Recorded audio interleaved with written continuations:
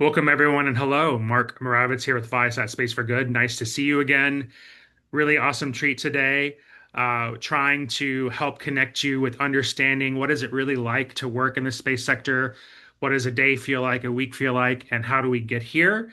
And we have an incredible special guest, my friend Rida Zainab from CGI. She is a senior spacecraft software engineer, which is a very fancy title. And I think we're going to hear more about what that means to design software that operates spacecraft in space. So, Rida, welcome.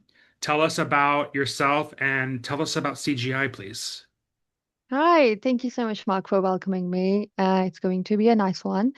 I am a senior spacecraft software engineer at CGI, and CGI is a systems integration company where we work across a multitude of areas. I myself work under space defense and intelligence, where I get to work on really interesting space missions like the Mars rover, satellites that go beyond Earth, well, and also around Earth. And we do a lot of systems integration with other clients that are working on really cutting edge things. And I think you will be hearing a lot more from Mark around this in other sides of things as well. Yes, and for our students listening to this interview, CGI and Viasat have worked together many times over the years on projects. They have a specialty, we have a specialty. So I encourage you to look a little bit more into that. Okay, let's jump into our questions. We have a few of them. We're here to talk about careers in space. So, Rida, I want to ask, so the students can hear about your journey. When did you know that you wanted to work in the space sector? What did you study at uni? What was your journey like to get to where you are today? So my journey was one of those cliche ones where my mom used to get me books about the planets when I was a kid, and where I used to live before, we used to be able to sleep on the roof at night in summer and we could look at the stars. And I think I may have spotted either a shooting star or a satellite once. I'm not sure because to my 3-year-old mind it wasn't very clear. But that sort of stuck with me and when I was a teenager, my family moved to the UK, so I did my A levels here. Having tried computing A level for the first time, I quite enjoyed the programming aspect of it. And when it was time to go to university, I, of course, wanted to do aerospace engineering because why wouldn't you? It's like the best degree out there. But as an international student, I realized the universities that were offering that course were not offering a high enough scholarship to cover my expenses. So, in fact, it was one of my mother's colleagues who recommended pick a degree that I would hate the least as a result, and I can then make my own path into the space sector afterwards, just because every engineering degree will teach you a lot of transferable skills. And Okay. that was really good advice. I ended up doing computer systems and robotics engineering at University of Westminster. And lo and behold, when I graduated, I was looking for jobs, not really knowing how to get into the space sector at that time.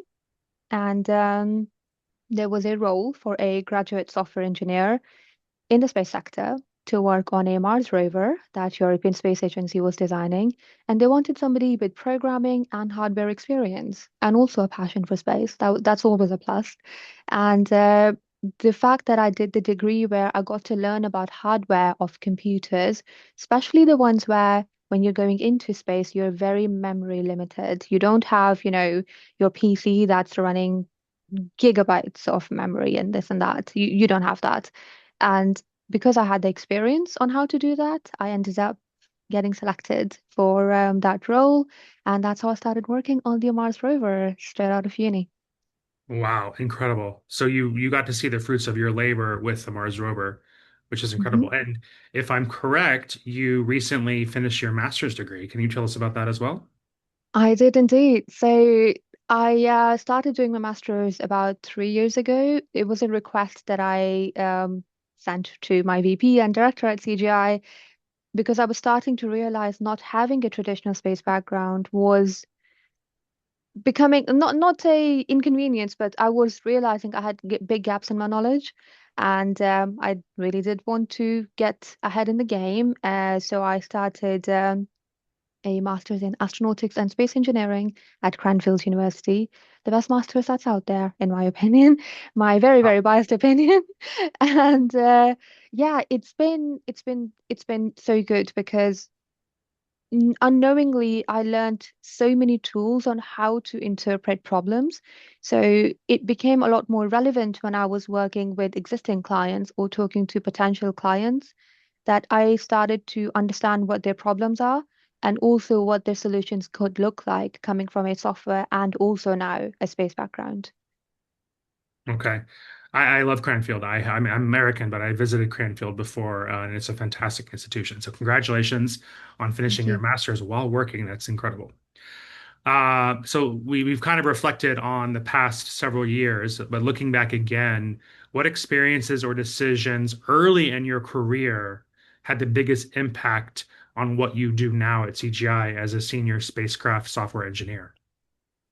I think, well, firstly, it was the degree for sure. And having the background where you have the mathematical and programming experience really takes you a very long way.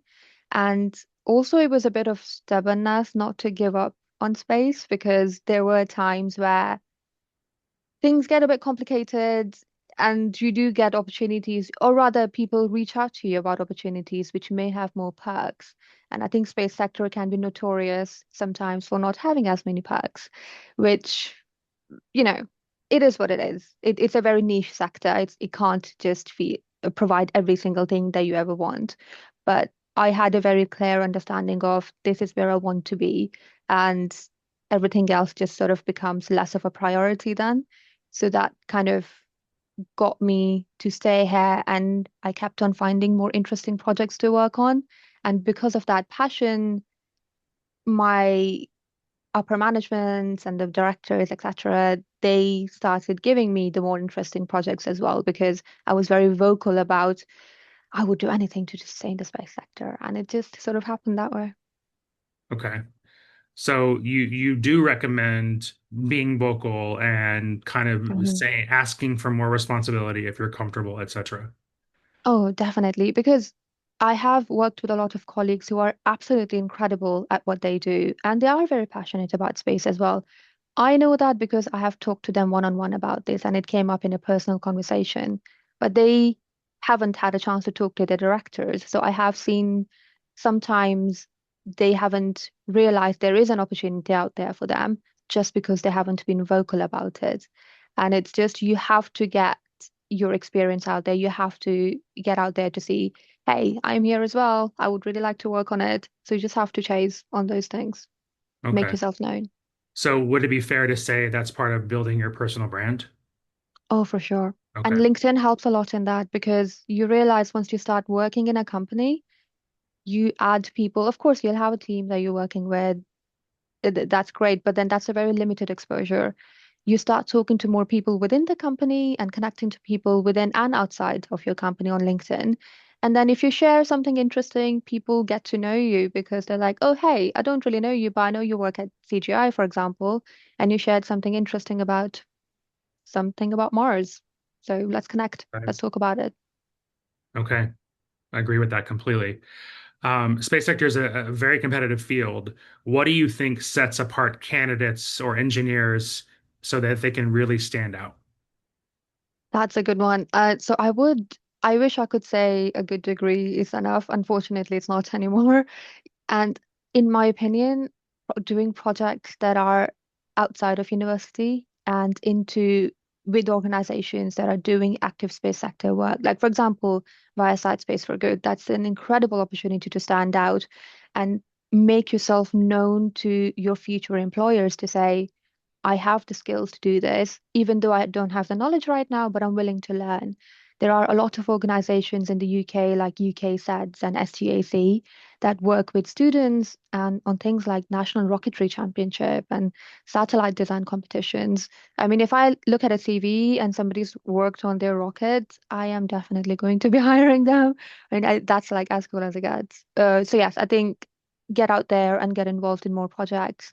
One more thing on that is if you do realize your university doesn't have any support for organizations yet, talk to them about it. I have seen UK SEDS chapters open up in universities that previously haven't supported them. So that's, I think, a really good way to go about it too. Okay. Wonderful.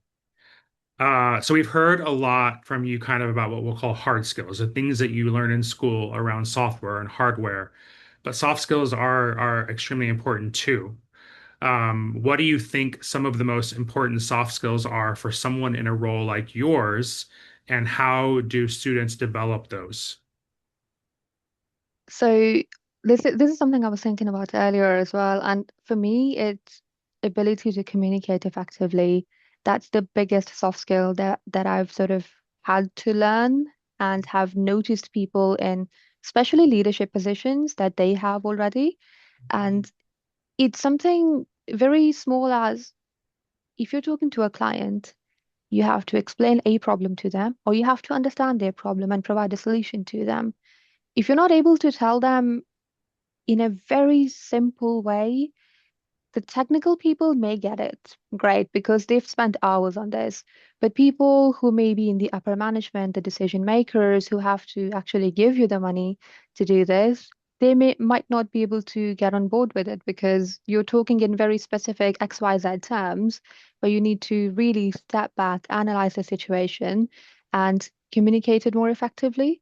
And it has happened so many times whereby in fact, one of my colleagues I'm working with recently, sometimes I bombard them with questions like, "Oh, hey, I can't figure this out. I don't know what to do with this and that, and I'm stuck at this." And while I'm talking to them, they just start drawing the problem out, and it's nothing fancy. It's just PowerPoint, just using blocks to use a data flow to say, "Okay, you're trying to do this. We need to do this. How can we meet in the middle?" Just having that visual really helps solve a problem.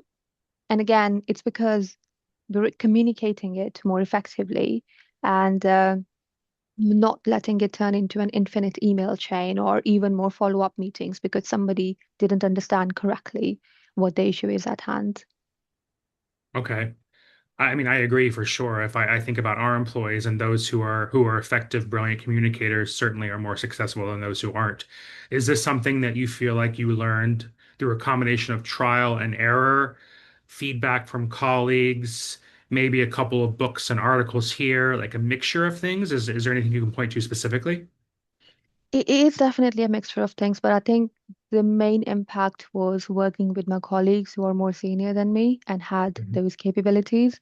And it's not actively that they're trying to mentor me, it's just the way they work. And when you're trying to analyze how people work better than you start picking out on things that what is it that makes them better than you? And that's the key thing that I tried to take on board whenever it would come into performance feedbacks, for example, at the end of the year, that, okay, I think this is where I lacked a little bit of progress. How can I make this better? And being able to draw things out, for example, I would struggle with a lot. I'm just like, how do you draw a software problem out? Like, it's a very specific problem. I don't know what do you mean? Like, how do I draw this out? And sometimes it would just be drawing a timeline out that this is happening right now. 2 minutes later, this is supposed to happen. 3 minutes later, this is not supposed to happen. But just because it becomes visual all of a sudden, you have more understanding. So yes, I think observing people for sure. That's been the biggest Okay. one. All right, great advice. So, as a woman in a traditionally male-dominated field, what challenges have you faced specific to that, and how did you navigate those? This is always a hard one, but I have been very, very fortunate to work in a incredibly supportive environment at CGI and before as well, where all my male colleagues are, in fact, they push me to achieve even more. And it's almost always my own imposter syndrome holding me back from doing Right. so. But there are times when you'll realize when you're working on high intensity mission critical projects, people get opinionated and sometimes defensive about what they think is correct. And I am not a very confrontational person. And Right. for me, it can look like not getting that few second window to jump in to say, hey, this is how we should do this instead of what you're recommending, perhaps, or this is another way to look at it. Or it can turn into an argument sometimes, maybe over a message or over a call. And initially, I would take it personally. I would just not understand why they're not able to take my feedback on board. And it happens more when you're in you start progressing into leadership positions. So currently, I do have sort of multiple people whose work directly gets affected by the decisions I make. And it was, in fact, one of my male colleagues who advised that if I do end up in situations like those, ignore it for now and just take half an hour to an hour, step back, distract yourself completely with some other task, talk to somebody else about something completely different. And what I realized was when you're not in the intensity of that moment anymore, you kind of start thinking about it a bit differently. And that gives the people who may have been very opinionated previously, half an hour ago, they calm down a little. So they're more open to your opinion all of a sudden. And in fact, it's only me recently that I've started using that technique, and it has been working wonders for me. So I think the key is it's not you personally as a woman that's not getting the chance. And mostly it's not because you're a woman. It's just when you're working in a very technical team, people will get opinionated. There will be friction in teams, and it can happen to men or women. So just try to step back a little and then push back gently. That's been my approach. Okay. Thank you for that. And it's certainly never easy. Mm. Okay. So my final question, this is about advice. Our Biosat Space for Good students are preparing their phase one concept, how to use new or differing types of space technology to improve life on Earth. What is some concrete advice you would give them to make their phase one submission successful? Oh, nice. This is where hopefully I'll get to see the results as well.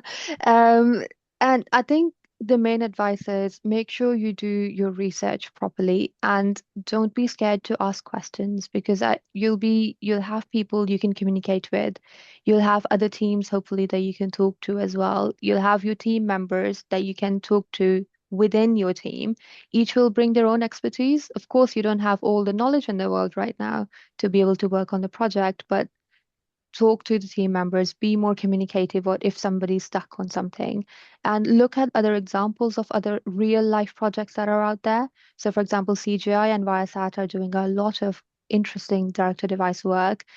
Look at what they're doing, look what's public information, see if you can reach out to somebody on LinkedIn on whether they're able to talk about it a little bit more than what's just, out there on a piece of paper for you. And it's just having that different perspective may quite help you out. And I always find talking to humans is better than reading papers. I do enjoy reading papers, of course, but just a human may say a line in a very simplistic manner that may resolve a problem for you. So yes, talk. Okay. Amazing. Anything else you want to share with our students around careers in the space sector? I would say don't give up. I know the industry right now is a bit is going through something and there is, in software especially, you do see because of a lot of AI integration that we are doing, the roles look a lot different now. So be prepared for that. Don't just think that whatever all the universities are teaching you right now is just it. You do need to expand your horizons. You need to look outwards to see what is it that my potential career could look like. And that I will reflect on what I said earlier as well. Reach out to people on LinkedIn because they do generally enjoy helping people out. I mean, I know I'm always up for it, having a quick chat over coffee or something, or just virtually, to help somebody out to say, I can review your CV, I can tell you what projects to look at, I can tell you which avenues to go into. And it just having that conversation with somebody who knows what they're doing or sort of knows what they're doing and have been through that journey already may help you out. So don't be scared to make connections. And the last one actually, attend all the student events you can. I made a big mistake where I chickened out of so many of them because X, Y, and Z. And I used to be shy to talk to people as well, quite a bit. But don't make that mistake. There are so many student events that are heavily discounted for you or absolutely free to attend as a student. So make sure you attend the conferences where you can, attend the technical talks because that's where all the cutting edge conversations are happening. And you'll see a lot of your future employers there. Incredible advice. So, Rita, thank you so much for being with us. Thank you for your time, your expertise. We will talk with you soon. And thank you to our Biosat Space for Good students. Wishing you the best. Bye bye. Thank you. Bye bye.